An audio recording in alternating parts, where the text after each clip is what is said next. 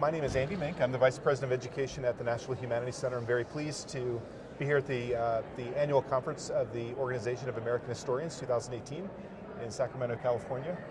It's a little ironic to me that I've had to travel from Durham, North Carolina to sit and talk with Nancy Maclean, who is the William H. Chafee Professor of History and Public Policy at Duke University, also a former fellow at the National Humanities Center 2008, I believe. Mm-hmm. Everybody at the center says hello.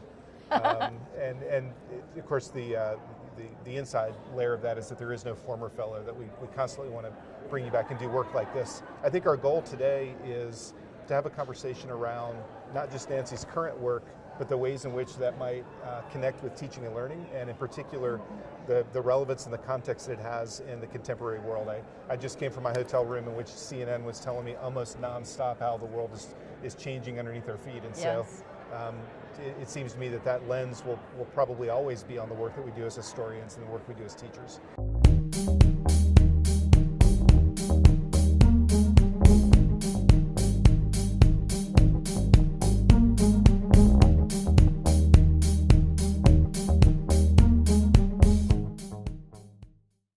So I guess my first thing to do is to welcome. Thank you for being here. Thank you. Happy to be with you. And I'm curious if you can explain the work that you did, the book that you've written, in particular, any connection you might have had from the center in writing that book. And then I'd like to ask you a little bit about your work as an educator and your work with the general public in terms of that work. But sure. First, tell us about your work. Okay. Well, actually, when I was a fellow at the Humanities Center in 2008, 2009, that's when I was starting the research on what became this book. It was a very different book then. At that point, I had never heard of two of the people who loom large in the book now. And that would be James Buchanan, the first U.S. Southerner to win the Nobel Prize in Economic Sciences, which he did in 1986, and Charles Koch, who is extremely wealthy billionaire who's trying to transform politics in America. I was actually setting off to research a story about the state of Virginia's massive resistance to Brown versus Board of Education, and I had learned that the state had used tuition vouchers to do that, tuition grants they call them, but we would call them vouchers today.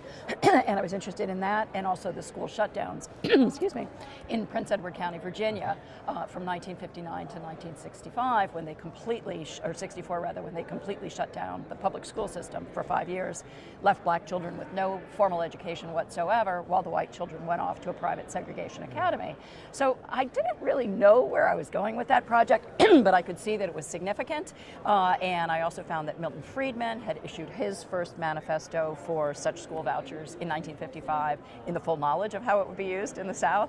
So anyway, I knew I was pursuing this story that had to do with the surprising intervention of libertarians in the Southern schools crisis. And it was quite a circuitous route that led me to the story I tell here. It actually started with a footnote. So I could give you the long or the short version of this, but it was a report in 1959 by two economists who had recently been hired at the University of Virginia in Charlottesville, and they were issuing this report basically to undermine the case that white moderates were making to save the schools. Anyway, so one of these individuals was this James Buchanan, and I sort of got on his trail and then kept finding other things that intrigued me, so he shifted from my peripheral view to my front forward view, particularly after I moved to North Carolina in 2010, and a new General Assembly populated by Tea Party figures, backed by Koch money, and Art Pope, who's a North Carolina ally of theirs, took over, won election to the General Assembly and started pushing through a program of radical change that I realized was being guided by the ideas of this man, James Buchanan. So anyway, very circuitous story, really interesting route to it, but it really shows how research can take you on trails you just never imagined, but you keep following the scent and it leads you to sometimes quite stunning discoveries. So I've got several follow-up questions based on your response. And the first, I think, is a content question. And I'm curious, as you talked about the influence of the libertarians, particularly in the 1950s in school desegregation in Southern Virginia, Southside Virginia, is it your sense that push-pull was visible to those who lived there in that time?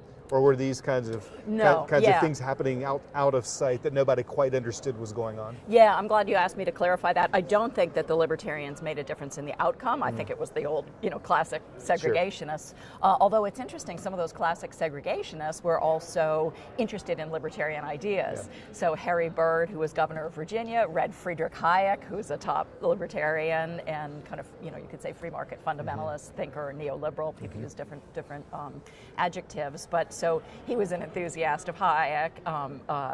James Jackson Kilpatrick, who was the journalist who agitated for massive resistance in Virginia and who really kind of developed the intellectual case for it using John C. Calhoun's theories of the Constitution. He was a member of the Foundation for Economic Education, which was a classic libertarian enterprise, but still I think that they were, that was sort of expressing their antipathy for the New Deal and for any kind of, empowering of working people or social insurance or all those kinds of things that government had started to do in the mid-20th century, but they were really approaching this as segregationists. Now, for the Northerners who were kind of applauding what was going on in the South, some of them weren't segregationists, but they were so hostile to anything that was public, any public services or institutions, as libertarians are, that they loved the idea that public education could be shut down and monies could go off to private schools, which would include segregation academies along with whatever else developed. But that really stunned me to see this almost unanimous response from the libertarian right and from the wider right, frankly, the enthusiasm for what was going on in Virginia and in the wider South, but particularly Virginia, that they just saw this as a great stand against federal power, right? Because they're very hostile to the federal government and supportive of a very strong state government. These were segregationist state governments at this point. But anyway, that just really intrigued me to see these people who were talking so much about free markets being totally comfortable with a state that was segregationist, that kept, so much of its population from having access to the vote, from participation in the political process. So I really got quite an education myself from this research because I was entering a world I had never encountered before and that I genuinely did not understand. There were just so many things that would arise in the course of this research that made no sense to me given who I am and my understanding of the world, my sense of ethics and such. And so I would just have to keep reading more and digging deeper to make sense of these puzzles. So it sounds like in order to do that, in order to surface this very complex series of narratives, that you almost had to play the role of sort of multiple disciplinary fluencies, right? You had to be an historian. Yes. You've talked about, or at least alluded to, economic theory, political theory, legal kinds of conversations and questions. I mean, that's a lot. There's a lot of different hats. So describe to me, and you can do this either cumulatively or maybe even break those up, because I would imagine that there's a different process for each. Yeah. But what is that process? You've talked and you've used this phrase, discovering things or following a lead or being surprised even. Almost, it sounds very investigative. So what's that look like? How do you do that work?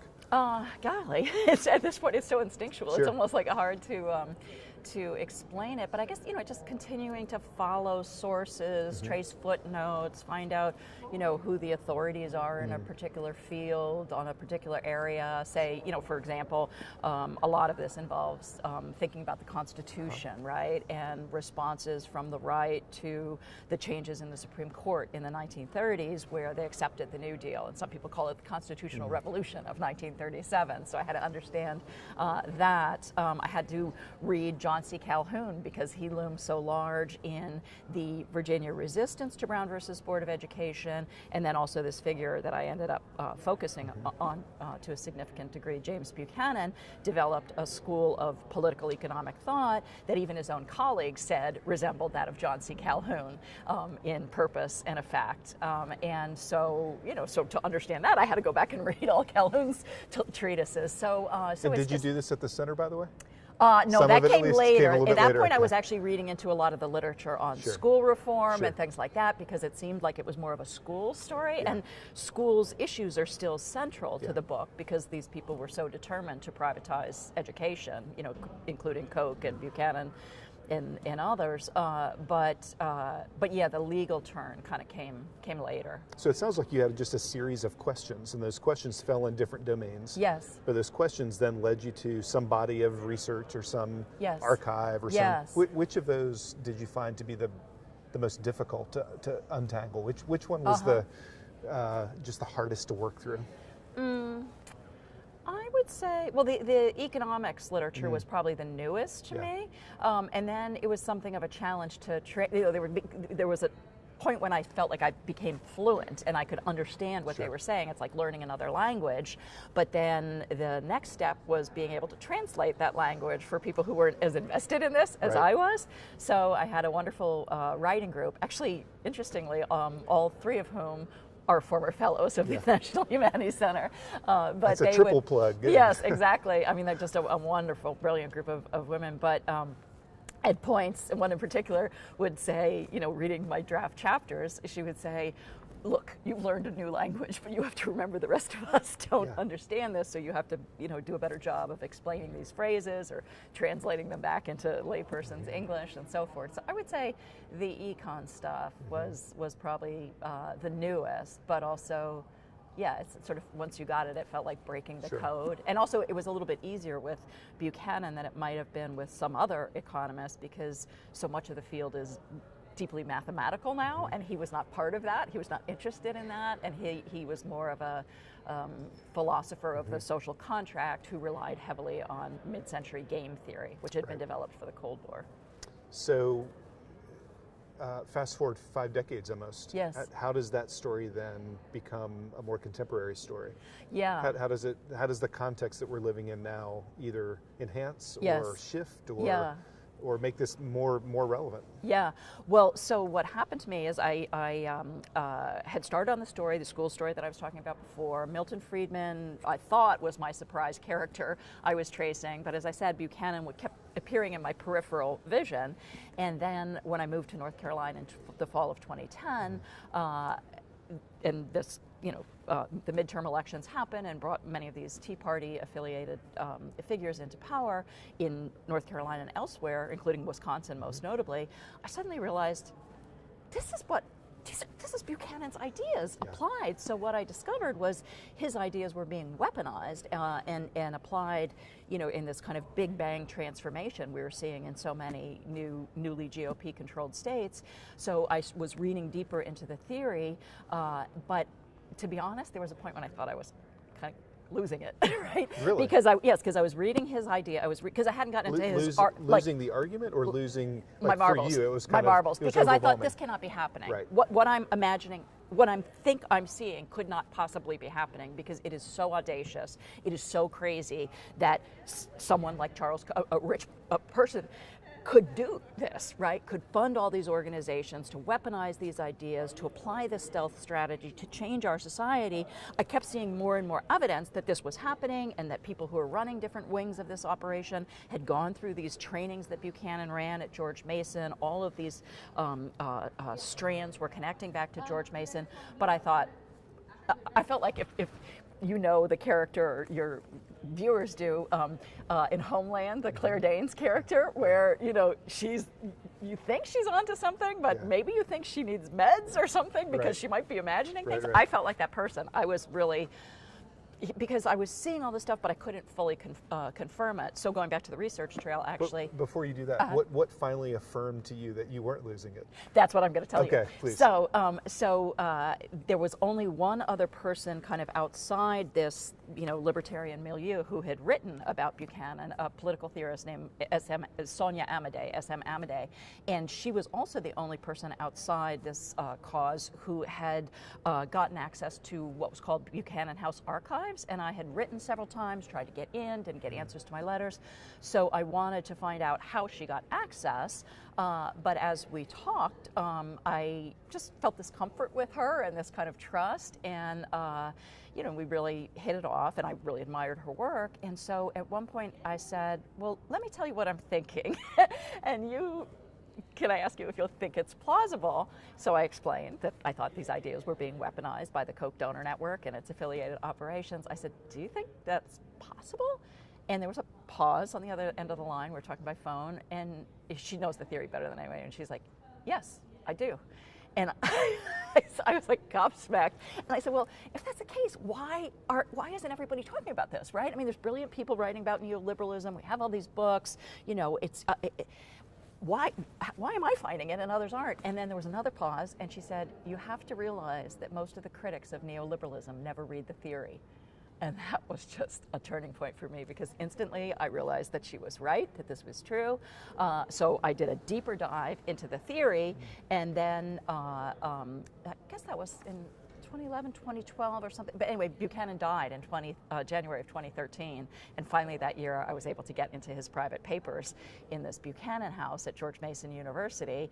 And there everything I thought was happening was confirmed by what I was finding in the sources there. So it was really kind of an amazing journey. It was also surreal because I went there in September of 2013, and as I was going to the archive, there was a government shutdown in Washington, D.C., led by Ted Cruz and the Freedom Caucus people, who were the people who were weaponizing these ideas in Congress. And so it's just so strange. You know, I'd be driving to the archive while hearing about all these people who were locked out of their jobs, who couldn't get their benefits, the families who went to go to a visit to a national park and it was closed because the federal government was closed. And so talk about contemporary significance, you know, the whole thing was unfolding around me as I was getting the confirmation in the archives.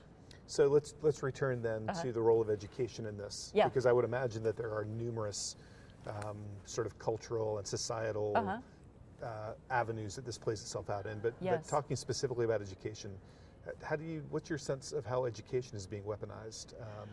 Oh boy! Of course, we're both North Carolinians now, so we've got a particular context.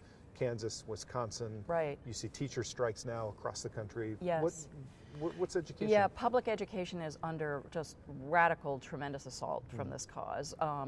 This goes back, of course, to the story I tell about massive resistance to Brown and the antipathy of libertarians to public education, you know, in any form. But so they have been working steadily over decades to undermine the quality of public education, to undermine the reputation of public education. Since 2011, they've also been attacking teachers, you know, just bashing. I mean, people who are committed to their kids, who go into this because they love students, they want to help them learn, and instead they find themselves defamed by, you know, Chris Christie, I remember, was one of those in 2011, and of course Scott Walker and others since. But so these legislatures that are weaponizing these ideas have inflicted, you know, just bloodletting cuts on public education systems at all levels, you know, from early childhood education up through graduate education. But they've also been passing legislation to shift public monies to private schools, right? Particularly, you know, K through 12 there. And in North Carolina, as you know, one shock judge found that those private schools were under no legal obligation to teach students anything. And there was a report from the North Carolina Justice Center citing a study by some Stanford education researchers that one of these private companies that the state had shifted monies to had taught students nothing in a whole year, 180 days of math. They learned nothing and very little in English. So it is just frightening, but it is following this strategy to undermine the public and those who support public goods and services, and to shift resources to these private operators who will then have an interest in lobbying to continue that privatization. You see that also in prisons, for-profit prisons that are holding immigrant detainees who have no legal rights, so they can insist that they fill, you know, whatever, 300 beds all the time. I mean, it's just, as a former teacher of mine who was Austrian-born would sometimes say, it's not to be believed, right? That this is actually happening to our society. It is just so destructive. And so does that tie into the title of your book? Tell me about how you arrived at the title, Democracy in Chains. So that actually is coming from a phrase that this James Buchanan would use, deeply hostile to the public sector, to democracy itself, because when people are able to vote, majorities seek government action on things like retirement security, cleaning up our air and water, anti-discrimination enforcement, all the kinds of things that we seek government action on, he was opposed to that, and he would talk about the need to, in his phrase, enchain the Leviathan. But by Leviathan, he meant modern democratic government.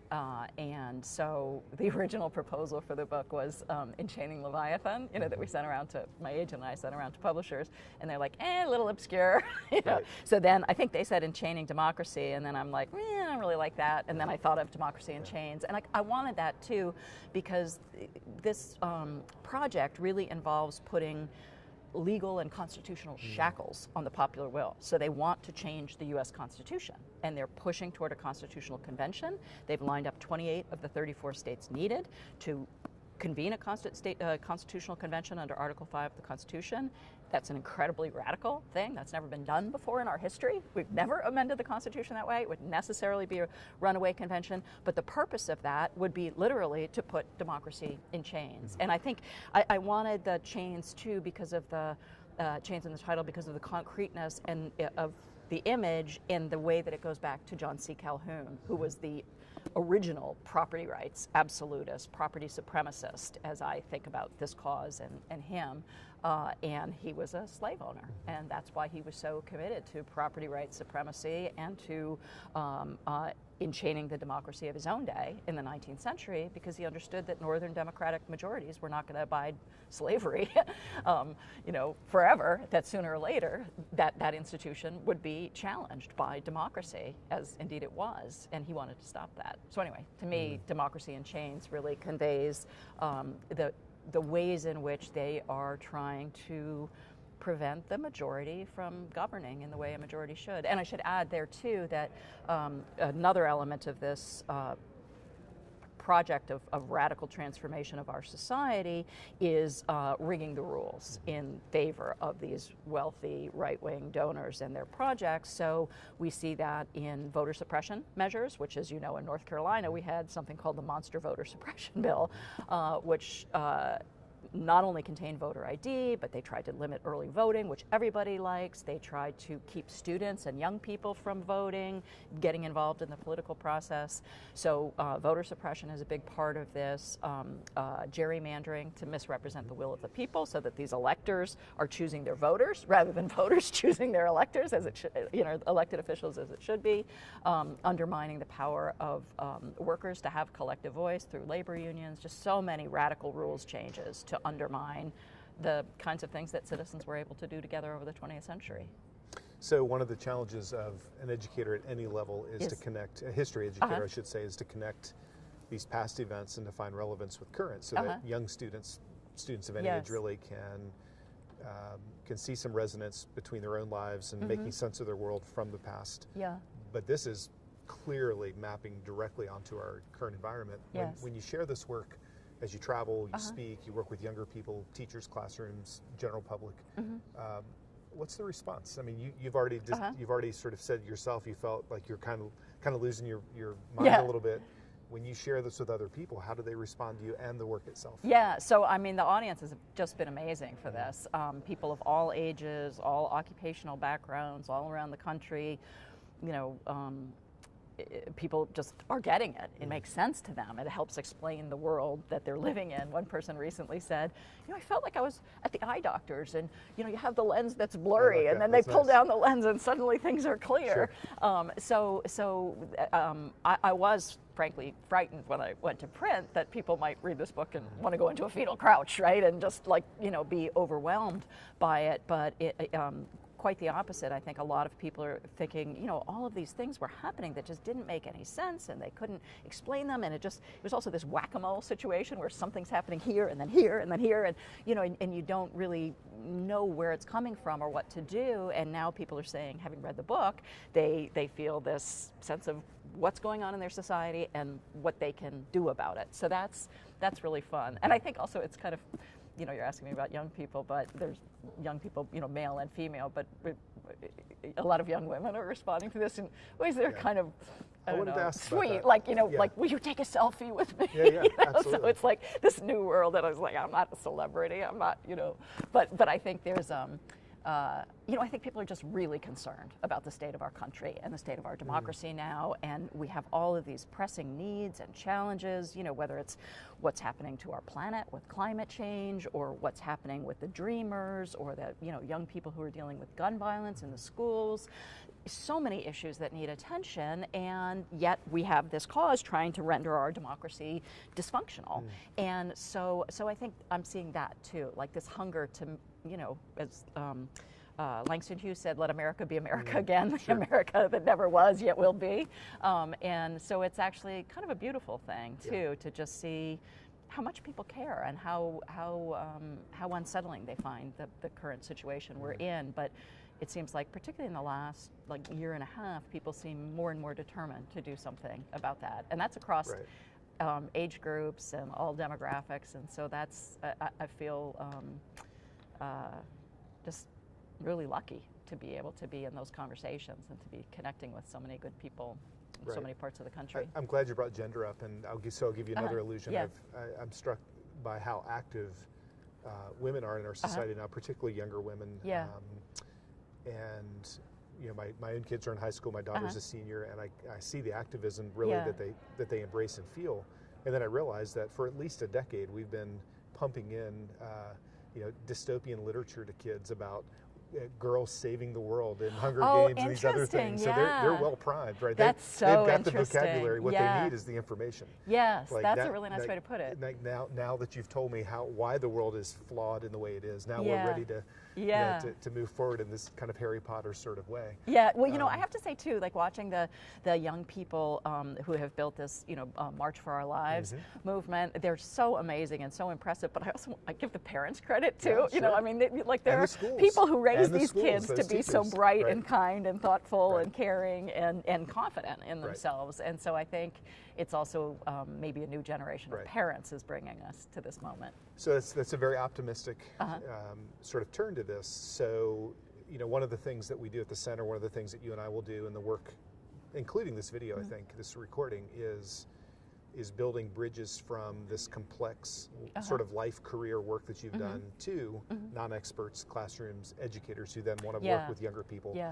And if what we're suggesting is that this active young population is just hungry for, pun intended, hungry for the content, what are some, I don't want to reduce your work, but if there were some takeaways, if there was some, some key illuminations from your work that teachers could then share with younger people, what would they be? What's kind of the big takeaway from this book and this work?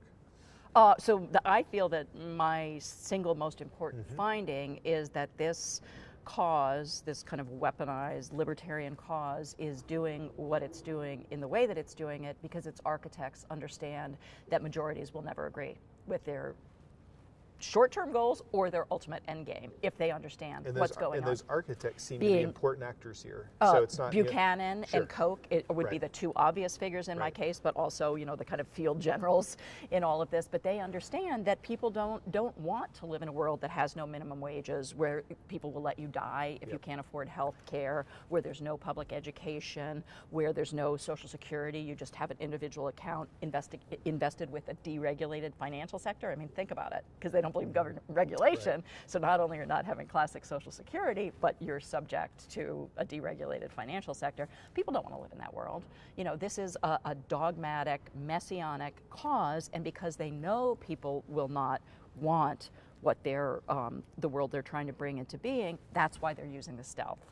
So to me, that is hugely important and a potentially colossal source of power to stop this thing, which is to alert people that this is happening and to help them use the tools of their democracy to stop it. Do you get a sense that, it's kind of sexy, I find sometimes to people who say they're libertarian. Do you think, so these aren't the architects, but these are just kind of regular people who sort of wear that word as in my view, as a badge of saying you're not part of this other system, or Yeah. here's the alternative. Yeah. Do you think they understand this? Or No, absolutely not. And also, so you were asking me about the reception of the work, and I was talking about like whatever the good, honest Sure. people are actually reading the book and reviewing it, or coming to talks.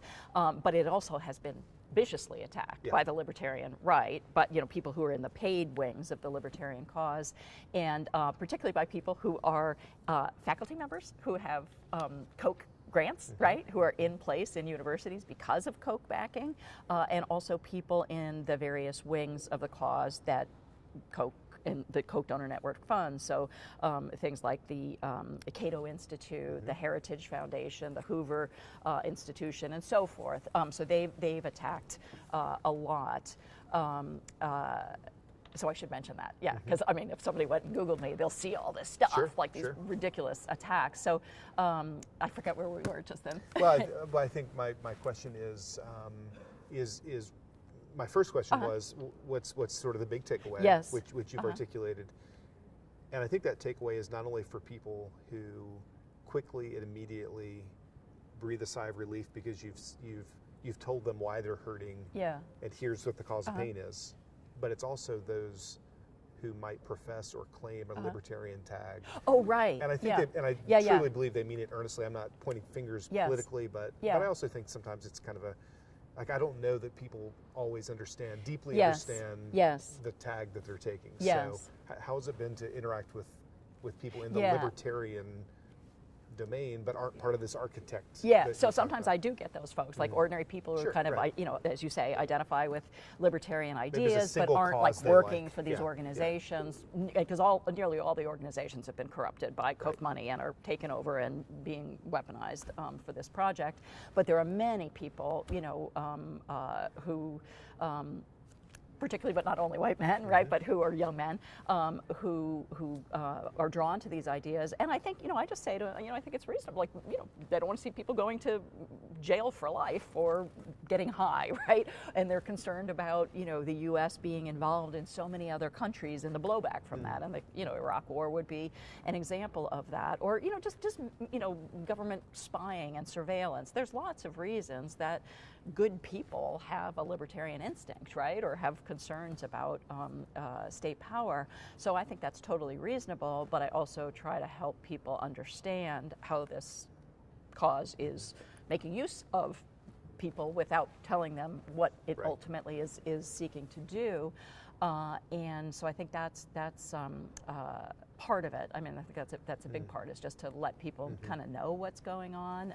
And I've also had an interesting experience with the book that, I get all these letters from all kinds of wonderful, interesting people, but some of them are refugees from the libertarian cause and people who are quite highly placed. One in particular, who had worked in several wings of this enterprise, who left some years ago, but told me, essentially that he thought I had it exactly right, and that it that this is going on and it's really problematic, and so that's been interesting too. You asked though about students and ways that you might engage students in this. I think one thing that might be interesting is to discuss Social Security, right, and the way that this donor network is, and its allies in politics are trying to undermine Social Security and radically change it.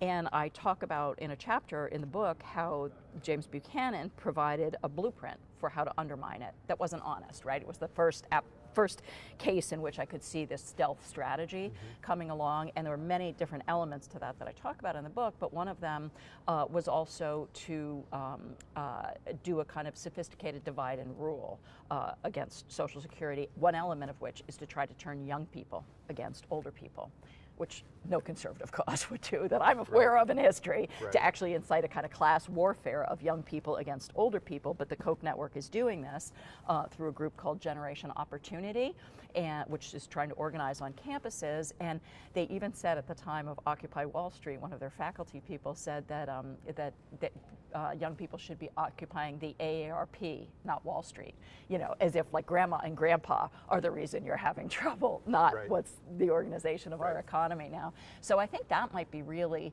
interesting to have like a teaching module where they could see the case that was being made against Social Security. They could watch, perhaps go to the website of this generation of opportunity and see the way somebody's trying to manipulate them for a political cause. I think that would be really useful civic education. Just because we're all constantly bombarded with persuasion media, whether they're advertising products or trying to convince us of something. And so to become aware of how somebody is trying to lead you to their conclusion and perhaps not providing full information either, or accurate information, that could be really helpful civic education as well as historical education. So it strikes me that part of the psychology you're describing is that once you know it, you can't unknow it. Yes. So once you see this, once it's visible, once the spotlight is on it, it's impossible to not see it. Yes. Leave us with a red flag, though. Leave us like what's coming next. If we're sort of activated with knowledge and understanding, I would imagine that the more we understand this, the more thrashing is going to happen in response to that understanding. And I think you're seeing it almost on a daily basis politically now. Yes. What's the next big concern that we should be worried about? Where is this going? Well, I would say one thing that's happening now is we have, a very unusual presidency, and a presidency that's getting lots of media attention. And I have come to think of this president as the distractor in chief, because everyone's focusing on him and his tweets while these radical transformations are going on through every federal department and agency. So I would urge people to not pay attention to those tweets for a week and start paying attention to like what's happening at the EPA, what's happening, in the Labor Department, the Justice Department, on and Education. on. Education, exactly. I mean, all these places are there's radical change happening. So I think I would point to that, but I would also say, watch out for this Constitutional Convention. Again, 28 of 34 states are lined up now, and there are 6 states controlled by this radicalized Republican Party that the donor network has bent to its purposes.